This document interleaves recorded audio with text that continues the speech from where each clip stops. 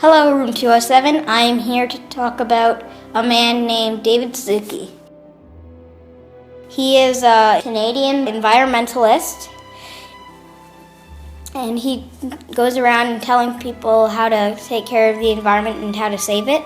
He does this in many more ways than just speeches.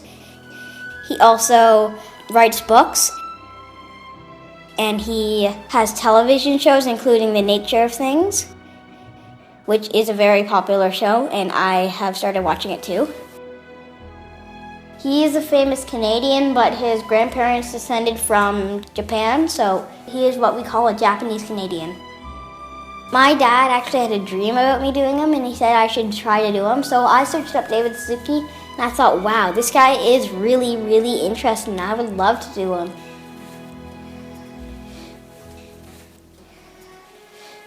David Suzuki's story began in 1936 on the day of March 24th.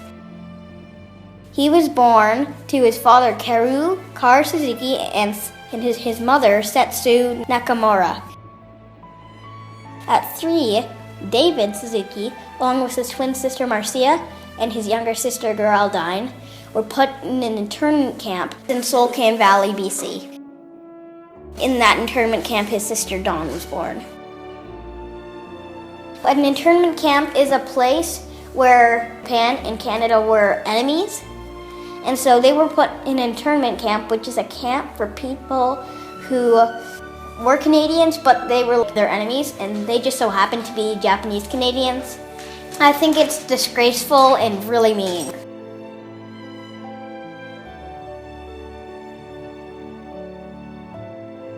After the internment camp, he went to a couple middle schools, and he moved to Leamington, Ontario.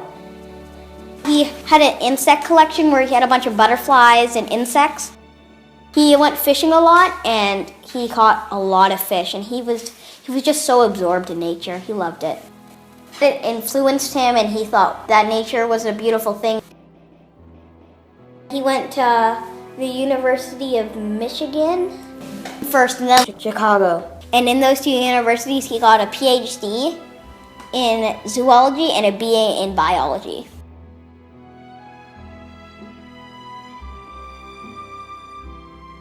He started a CBC radio career, and he had a couple shows for kids, directed to kids, and then later had a show called Quirks and Quarks. He also now has a show that's running still called The Nature of Things, which I enjoy watching. The show is mainly about, I watched 2. One of them was about pets and veterinarians, and how veterinarians are curing pets really well, but sometimes they can't do everything, they don't succeed. So it was mainly about pets and the diseases they get.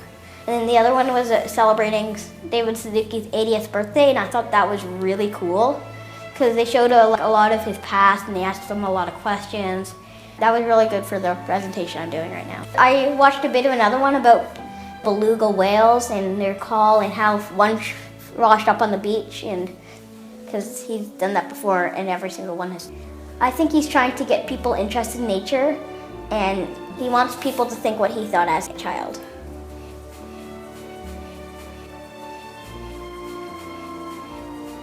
Once he went to a university, and he met this, as he explained it, there was a spotlight shining down on one student.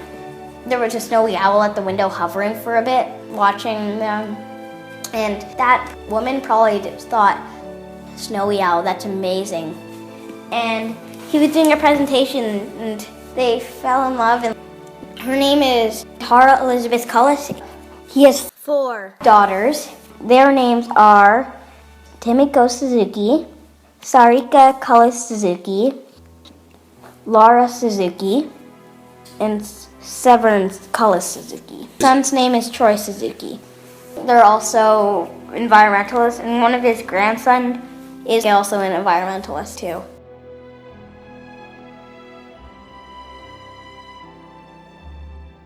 David Suzuki was an environmentalist, and he's a very good man I think we should help him out on his long, tough ride to helping nature and even saving the planet. Some things you can do are, instead of using something that uses gasoline, you could use a scooter or a bike, or you could run or jog places. That way you don't pollute the air with the car. If you use TTC or buses, that's not as bad because you're still using something with gasoline, but at least it's not individual cars for each 30 people on each. It's like one. So transit's not bad, but if you could, walk, bike, or run. If you want to be able to do more, watch the nature of things. It might be able to tell you something, or go to davidsuzukifoundation.org. Thank you, and goodbye.